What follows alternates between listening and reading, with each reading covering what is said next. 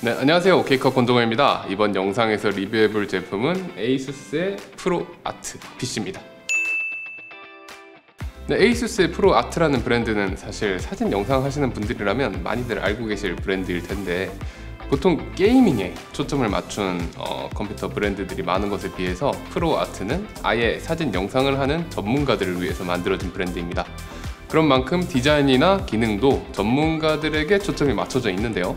기본적으로 RGB 감성을 그닥 좋아하지 않는 저한테 이 프로아트 시리즈의 심플하고 차분한 디자인은 정말로 대체 불가능한 요소고요. 기능적인 측면에서도 모니터의 경우에는 정확한 표현 능력, 그리고 노트북이나 PC 부품들 같은 경우에는 안정성과 확장성에서 정말 엄청나게 좋은 모습을 보여주기 때문에 가격이 살짝 비싸긴 하지만 그럼에도 불구하고 사진 영상을 하시는 분들에게는 정말 강력하게 추천드리는 브랜드입니다. 네, 그럼 이제 에이수스 프로아트 PC를 본격적으로 리뷰해 보도록 하겠습니다. 에이수스에서 PC랑 모니터 보내주셨고요. 스펙은 띄워드리겠습니다. 이러합니다. 네, 케이스부터 한번 살펴보면 에이수스 PA602라는 빅타워 케이싱인데 정말 엄청나게 웅장하고 멋지게 생겼어요. 전면에 200mm짜리 쿨러가 2개 탑재되어 있고요. 공기 흐름이 부드럽게 이루어지도록 본체 안쪽에 보면 아래쪽에 디자인도 되게 잘 돼 있어가지고 통풍과 소음 억제에서 탁월한 모습을 보여줍니다. 또 필터 청소 주기 인디케이터가 있어서 청소할 때가 되면 불이 들어온다고 해요. 그리고 상단 포트 엄청나게 많고요. 또 전원 버튼이 실수로 눌러지지 않도록 전원 버튼 락 레버도 있어요. 그래서 고양이가 실수로 컴퓨터를 꺼버리는 경우는 없어지겠죠.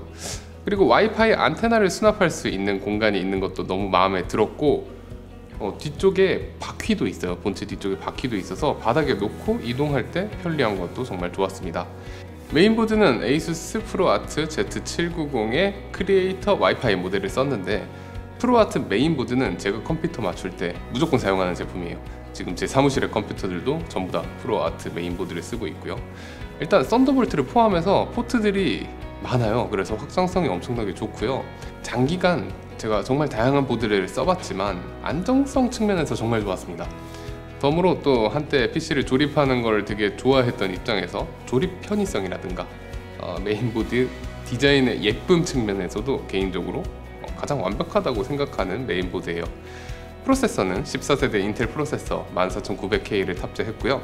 쿨러는 에이수스 프로아트 LC420을 탑재했는데, 이것도 처음에 너무 예쁘게 생겨서 출시했을 때 살까 말까 고민을 했었는데, 제가 지금 쓰고 있는 게 너무 잘 돌아가서 구매하진 못했지만 이거 실제로 보니까 심플한 자체 디자인도 너무 마음에 들었고, 또 프로아트 메인보드와 일체감이 진짜 너무 예쁘더라고요. 그래픽카드 역시 프로아트 지포스 RTX 4080S 16기가짜리를 썼는데, 마찬가지로 프로아트 메인보드, 프로아트 쿨러와 함께 통일감 있는 디자인을 보여주고요. 생각보다 사이즈가 상당히 작아서 좀 놀랐습니다. 덕분에 내부 공간을 상당히 여유롭게 쓸 수 있었고, 케이스에 그래픽카드 지시대가 있는데 이게 딱히 필요 없을 것 같은 느낌이 들 정도로 가볍고 안정적인 모습이었어요. 이외에도 1000W의 골드 등급 에이수스 파워와 2TB의 넉넉한 시게이트 NVMe SSD를 탑재했고요. 메모리 카드는 16GB 2개로 32GB 구성인데, 영상 편집에서는 램 용량이 꽤나 중요한 편이라서 램 같은 경우에는 64GB 정도 되었으면 어땠을까 싶었습니다. 네, 그리고 모니터도 에이수스 프로아트의 PA279CRV 모니터를 사용했고요. 스펙은 4K에 HDR400 지원하고 컬맨 인증받았고요. DCI P3 99%, 어도비 RGB 99%의 델타 E 값도 2 이하로 사전 캘리돼서 출고됩니다. 각종 포트도 충실하게 갖춰져 있고요. 틸트나 피봇 등 모니터 컨트롤이 상당히 부드럽게 잘 되는 편이에요.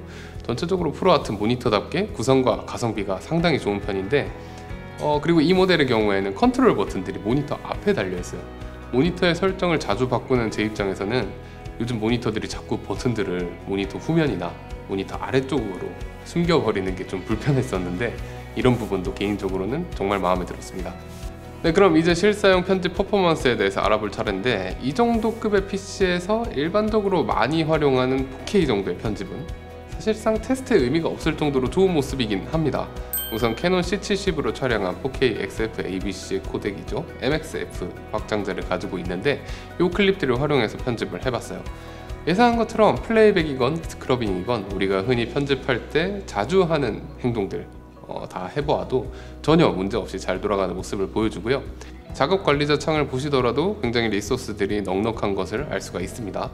그 다음은 파나소닉 S5 마크2로 촬영한 4K H264 MOV 파일입니다. 마찬가지로 플레이백, 스크러빙 모두 원활하고요. 다만 스크러빙을 할 때 CPU를 100까지 사용하면서 꽤나 부하가 강하게 걸리는 모습을 볼 수 있기도 했는데 그것도 실제 타임라인에서는 크게 느껴지지 않더라고요. 상당히 원활하게 편집이 가능했어요. 그리고 캐논 EOS R5로 촬영한 8K의 H265 영상인데요. 이게 조금 빡세게 테스트를 해보기 위해서 실제 작업에서는 거의 활용되지 않는 방법이겠지만 8K 타임라인에 8K 클립을 올려서 작업을 한번 해봤습니다. 솔직히 조금 프레임 드롭이 일어날 줄 알았지만 놀랍게도 아주 쾌적하게 프레임 드롭 없는 플레이백과 스크러빙이 가능했어요. 스크러빙을 할 때 그래픽카드의 사용량이 치솟는 모습을 보여주긴 했지만 역시나 편집을 할 때는 아무런 문제가 없는 모습이었습니다.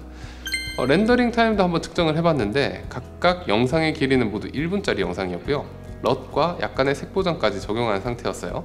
시간은 C70 같은 경우에는 18초 걸렸고 S5 마크2 같은 경우에는 15초 걸렸고 EOS R5의 8K 영상 같은 경우에는 1분 45초가 걸렸습니다. 네, 그 다음에는 다빈치 리졸브에서도 한번 살펴보도록 할게요. 전반적으로 다빈치 리졸브에서의 편집 퍼포먼스가 프리미어 프로에서보다는 좋기 때문에 4K 테스트는 간단히 그냥 넘어가도록 하겠습니다. 한마디로 아주 잘 돌아가고요. 프리미어 프로에 비해서 최적화가 굉장히 잘 되어 있어서 스크러빙을 할 때도 리소스를 거의 먹지 않습니다. 8K 테스트는 EOS R5의 8K H265 클립에 더해서 니콘 Z8의 8.3K 로우 이미지도 같이 테스트를 해봤습니다. 처음에 타임라인 해상도를 4K로 놓고 테스트를 해봤는데 역시 너무 스무스해서 역시나 아무도 이렇게 작업할 것 같지는 않지만 타임라인 해상도를 8K로 놓고 테스트를 진행해봤습니다.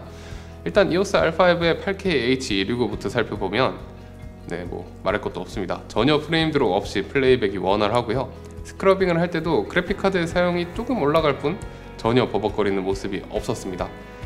그 다음 Z8의 8.3K 로우를 한번 살펴보면 얘도 아무 문제가 없더라고요. 플레이백 원활하고 스크러빙 원활하고 중간에 제가 프록시 파일을 혹시 잘못 넣었나? 의심이 들 정도로 편집은 너무 원활하게 작업이 가능했습니다. 이 정도면 컷 편집 단계에서 불쾌감을 느낄 가능성은 거의 없지 않을까 그런 생각이 들었어요. 이번엔 다빈치 리졸브에서 색보정도 한번 해봤는데 로우 파일을 직접 수정을 해서 색보정을 하건 아니면 일반적인 색보정 툴에서 색보정을 하건 색보정에서는 플레이백에 전혀 문제가 되는 상황을 찾을 수 없었고요. 다빈치 리졸브의 수많은 보정 기능 중에서 굉장히 무겁지만 굉장히 애용되는 기능들 있잖아요. 노이즈 리덕션이라든가 필름 그레인 효과 같은 거 그것들을 이제 적용하게 되면 드디어 프레임 드롭이 발생하는데 노이즈 리덕션만 적용할 때는 대략 7프레임 정도까지 그리고 노이즈 리덕션과 필름 그레인을 함께 적용하면 3프레임까지도 떨어지는 모습이긴 했습니다. 근데 여러분 이거 지금 8.3K 로우를 8K 타임라인에 올려두고 작업하는 거예요. 그거 생각하면 굉장히 나쁘지 않은 거죠. 네, 렌더링도 한번 해봤어요. 노이즈 리덕션과 필름 그레인을 먹인 1분짜리 8K 렌더링의 경우에는 17분 24초가 걸렸습니다. 솔직히 이거 되게 오래 걸린다고 생각하시는 분들도 있을 텐데 굉장히 빠른 속도라고 생각하고요.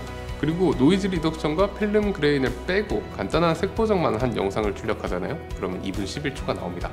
8.3K 로우를 8K로 출력하는 게 이렇게 빨라지는 날이 오긴 오네요. 그리고 C70 4K 영상은 10초 걸렸고요. S5 마크2 4K 영상은 11초 걸렸고 EOS R5의 8K 영상 같은 경우에는 1분 49초 정도의 렌더링이 소요됐습니다. 네, 일단 성능이야 스펙에서 볼 수 있듯이 영상 편집자라면 충분히 만족하실 수 있을 성능이었고요. 8K 로우 편집의 원활함이나 렌더링 타임이 엄청나게 짧은 것 같은 것들이 정말 놀랍기도 했지만 저는 그것보다 더 마음에 드는 게 너무 예쁩니다. 휘황찬란한 RGB가 없다는 것도 만족스럽지만 케이스와 메인보드, 쿨러, 그래픽카드로 이어지는 통일되어 있는 프로아트 디자인이 보면 볼수록 만족감이 너무 크고요.